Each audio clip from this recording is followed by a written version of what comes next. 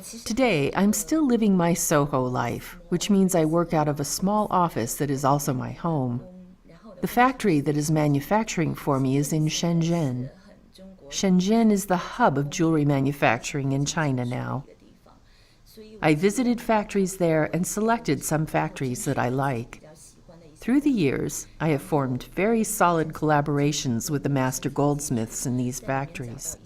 I can communicate very well with these masters and convey my design ideas to them with no problems. It's a shame that I am myself not capable of making jewelry.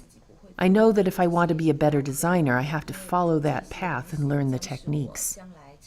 Many foreign designers are manufacturers themselves, which is quite different from my case. For now, I can only try to communicate my design ideas effectively to the masters. I become their eyes and they are my hands. When I have a piece of jadeite in my hand, I observe its shape and quality. I consider what I can add to the piece or what it makes me think about. Jadeite is very unique, unlike diamond. Every piece is different, and it always makes you think about something you've seen before. It could be a landscape, a famous saying, or many other things.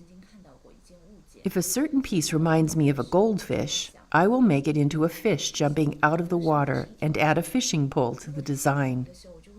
The material itself can inspire you a lot.